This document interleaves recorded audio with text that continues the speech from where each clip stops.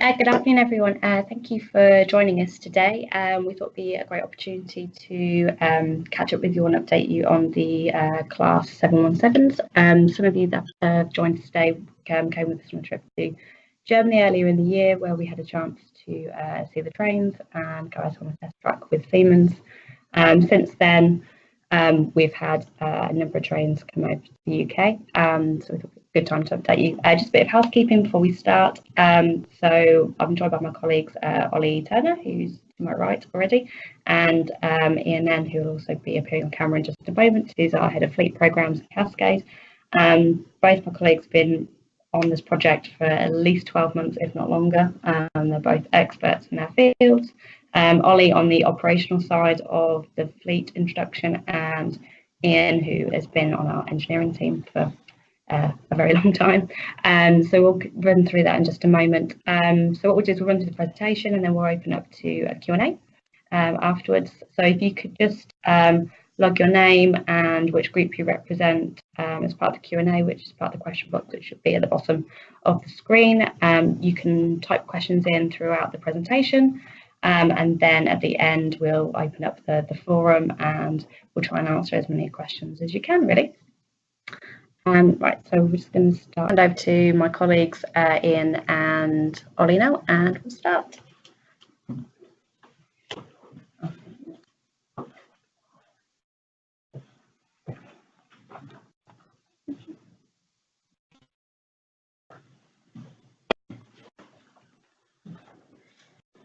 Hi there, everyone. So for those who we met back in April, I was going to say good to see you again, but I hope you enjoy the update that we're going to provide you today.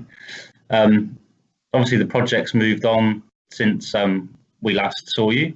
There's now 15 trains in the UK, of which GTR have accepted 7 of those. 2 more were bought today. Brilliant, thank you. Just seeing the feed saying looks good, so I'm glad all the sounds and things working again now.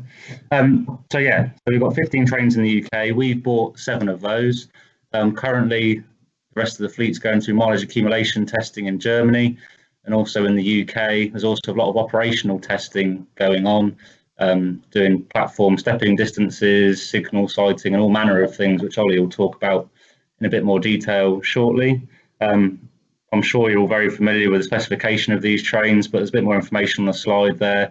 Obviously, they're fixed 6-car trains, unlike the 313s. So they're fixed formation, 2+2 seating. They allow us to carry almost 100 passengers more than the current 6-car 313 trains. There's space for 2 wheelchairs. There's a number of priority seats as well. Obviously, wider aisles, more modern passenger information, CCTV. And I guess for passenger comfort purposes, all important air conditioning. So, much more modern features on these trains. We've run a couple of preview services already. So we've run 4 preview trains on Fridays, running fast between Moorgate and Gordon Hill, just to start the passenger running and see how that goes and what the responses are and how the trains behave in the passenger environment.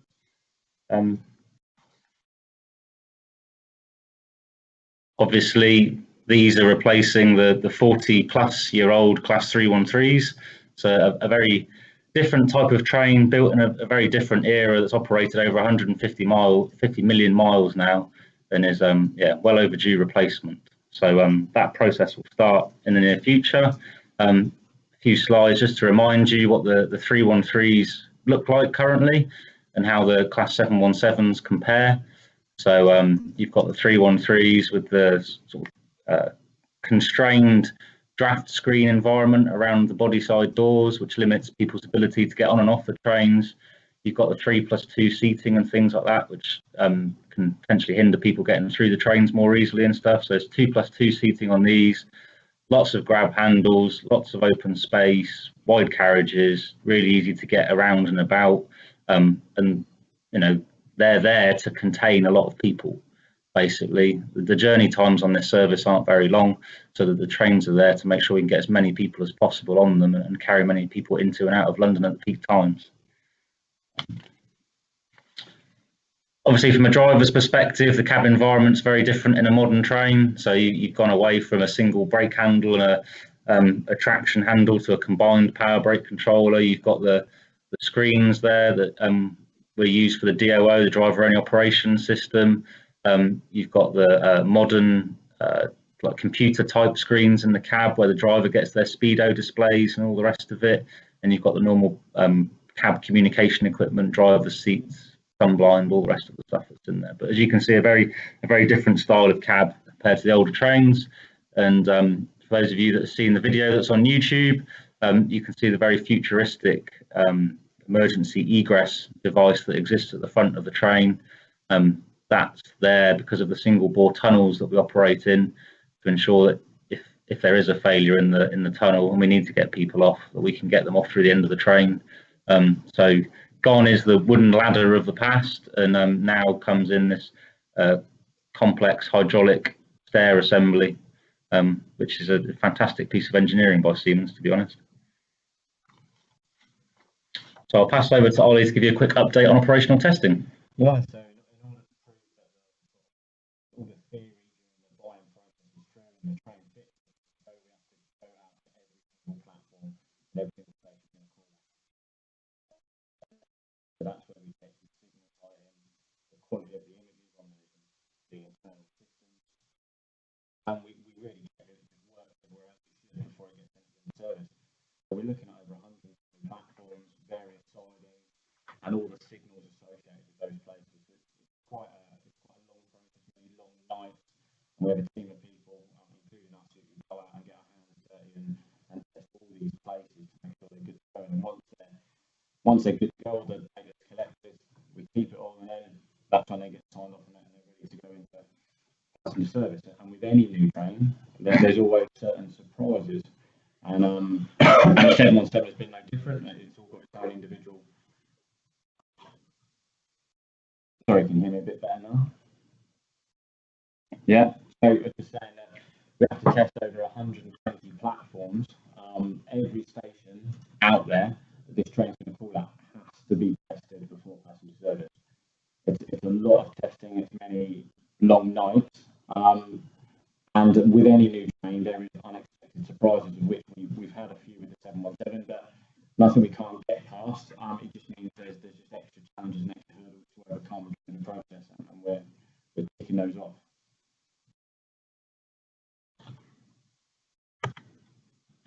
So in terms of the deployment timeline, I guess just to recap on where we started and where we're up to at this point in time. So all the way back in March 2015, the procurement commenced for these trains.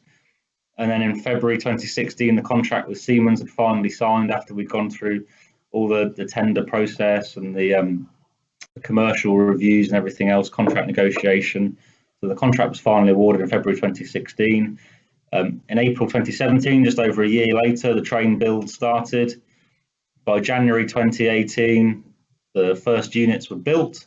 And then in July this year, the first unit was shipped to the UK after a comprehensive amount of testing in Germany, mileage accumulation testing, type testing, getting all the approvals in place, all the European and UK standards and everything else. The first train was finally shipped to the UK in July. And in September this year, we accepted the first units on lease to GTR, of which at this moment in time, we've now got 7 trains on lease to GTR of the 15 that are in the country.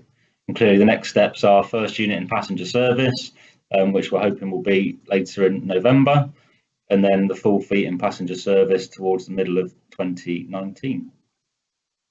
I'll just pass over to Catherine quickly to give you an update on our customer communications.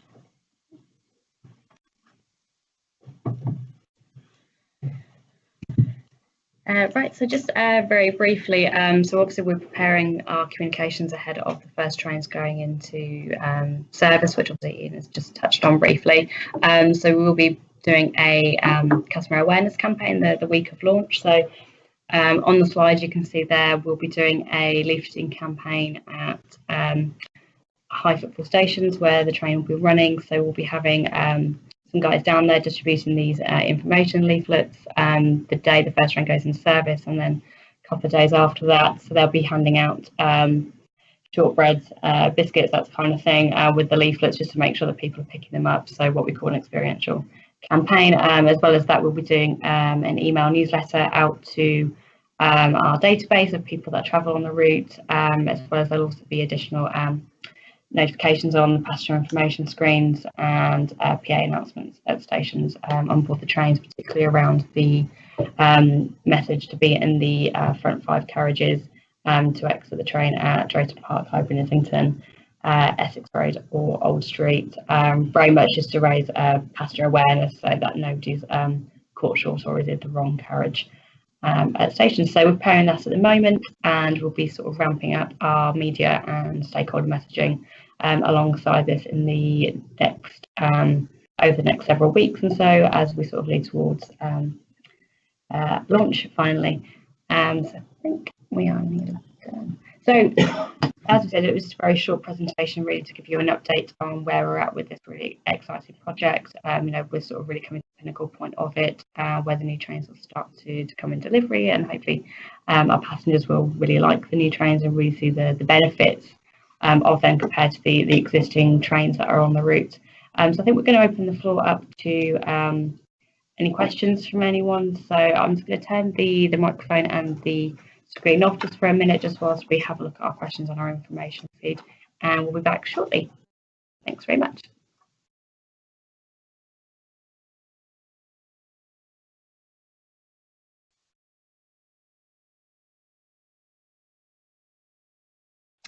Right, so we've had one of our first questions in. So Michael from our friend Alexandra Palace asks if we'd be able to do an event to welcome the first sort of train onto the route. I think this was actually asked by a couple of people when we were out in Germany, that they really want to sort of mark the occasion and do a bit of a local community event. So we just had a conversation else. I believe we'll probably be able to give you some notice about the week before around some timing, so that we'll be able to, I'll give you a quick call, Michael, and any others that are interested in doing some local events, and we can work with you on those and sort of promote them on the day, potentially do some bits on social media, etc. So hold that thought and we'll be in touch.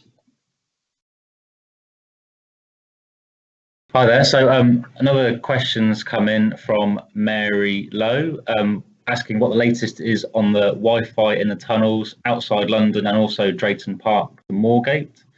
So in terms of the trains, all the trains come fitted with Wi-Fi equipment, all commissioned, enabled and ready to run. So outside of the tunnels, the Wi-Fi will function.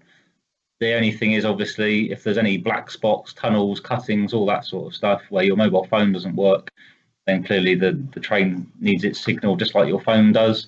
So there will inevitably be a few black spots and things, but it will work as well as it can out on the route. When it gets into the Moorgate tunnels, however, there will be no Wi-Fi in there at present. There isn't Wi-Fi currently in the tunnels, only at certain TfL stations like Highbury and Islington. We're working obviously to bring that functionality across onto the new Northern City line, but at the moment I can't give you a date when that will happen, I'm afraid. Right, we've had another question from Kay Mead. So Kay asks about for an update on the 5th platform at Stevenage. So not directly a part of this project, but still part of the frequency increase for the Hertford Leafs, part of the timetable change. So the latest that we've had from Network Rail is that they've been working on the design plans over the summer in terms of building that, in terms of the build for those. So we're waiting on our contacts from Network Rail to give us an update in terms of the next level of design and detailed delivery. At this moment, they are still optimistic to deliver on time, which I believe they published, which was around delivery in 2020, which as a consequence of that, it would mean that the rail replacement bus, which will be running between Stevenage, Walthamstow and Hertford North, will obviously only be in place for a shorter amount of time. At the moment, the bus is now not going to be going in until the May 2019 timetable change, and we'll be sort of passing on the latest information on that with stakeholders as that information comes up.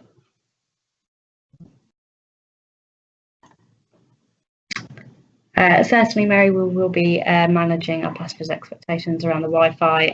It will be included in the FAQs, which we posted on our webpage, which is currently www.greatnorthernrail.com/717trains, and this will be updated ahead of the trains coming into launch. So there'll be some detailed information that we can signpost people to, both for the passengers that you represent, and our social media team will also be able to point people to that information as well. I think that's everything. Thank you to those of you that have been able to join us today, and hopefully we've answered your questions as best as we can do. So we'll be sharing the recording of this with the presentation on our extranet afterwards, so you can have another look at it or share it with your members or passengers that you represent. We'll share the link around with you as well afterwards. So thanks for joining us.